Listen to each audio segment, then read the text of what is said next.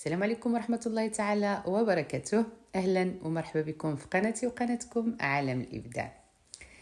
كنتمنى إن شاء الله تلقاكم هذا الفيديو في أحسن حالاتكم وتكونوا بصحة جيدة يا رب.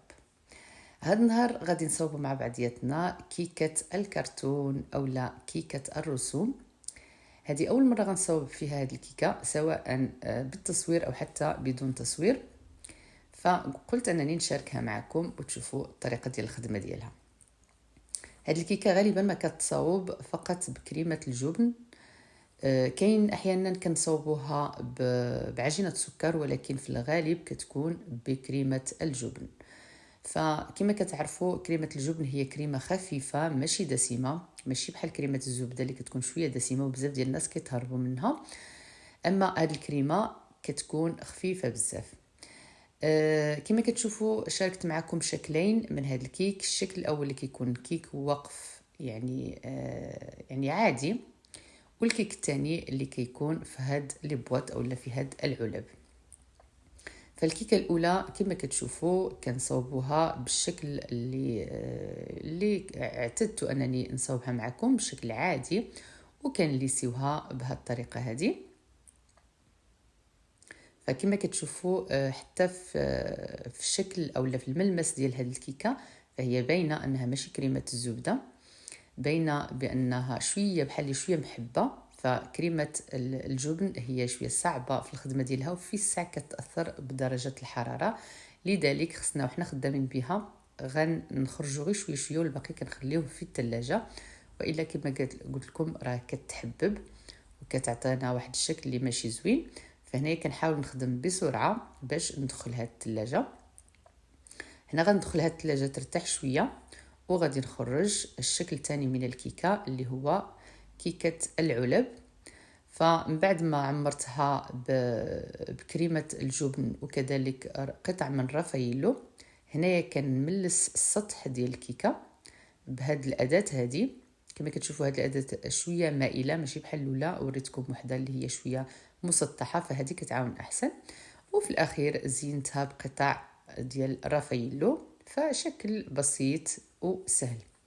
هنايا خرجت الكيكه ديالي من بعد ما بردت في الثلاجه، وكنحاول نزينها باشكال وريضات من الفوق بنفس الكريمه اللي هي كريمه الجبن. فكنوضع وريضات من فوق وفي الأسفل، وكذلك في الجوانب غادي نوضع وريضات. وفي الحقيقة كان بالأحسن نكتفي فقط بديك الوريضات اللي من التحت وبالفوق فقط. يمكن هادوك اللي زدتهم في الجوانب ما كانوش مزيانين، ولكن هذه الكيكة كانت فقط ليا للدار، يعني كانت كتجربة. وهنايا هذا هو لاستيوس او هذه هي الفكره، اننا نوضعوا عليها خطوط من الشوكولاته. كاين اللي خدام كذلك بكريمه الزبده تكون شويه لينه، وانا هنايا فضلت انني نوضع هذه الخطوط بالشوكولاته، وهذا الشيء اللي كيعطيها داك ليفي ديال الكرتون. يعني من بعيد غادي تشوفوا ملي غادي تكمل من بعيد غادي يعطي داك ليفي ديال الكرتون. فكنوضعوا خطوط بالشوكولاته المذابه. انا هنايا فقط عندي شوكولاته سوداء ذوبتها وحطيتها في هذا الكورن، كنوضع خطوط كما كتشوفوا بهذا الشكل هذا. فهنايا كما قلت لكم الورده اللي في الجوانب وحده منهم طاحت، لان الكريمه كتير يعني لينه بزاف، لينه وخفيفه وما كتشدش روحها. فالمهم طاحت وحده، غادي نولي في الاخير نعاود نزيد وحده، وغادي نكمل هاد الخطوط. هنايا رديت عاودت ديك الورده اللي طاحت، وغادي نكمل كما قلت لكم هاد الخطوط، وخصنا نردوها للثلاجه بسرعه.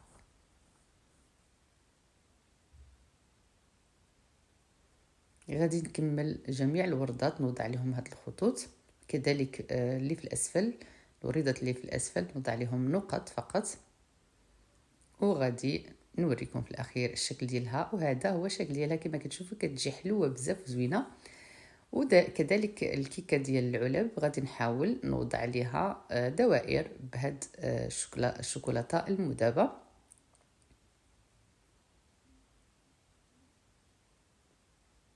وفي النهاية كيعطينا واحد الشكل مميز، خصوصا سهل جدا للمبتدئات واللي بغات تبدا دير كيكه لولادها في دارها. فكنصحكم تبداو بهذا النوع من الكيكات سهله، وفي نفس الوقت يعني الماكله ديالها بنينه بزاف، ما فيهاش دسم، ماشي دسمه، بل المذاق ديالها خفيف وزوين بزاف.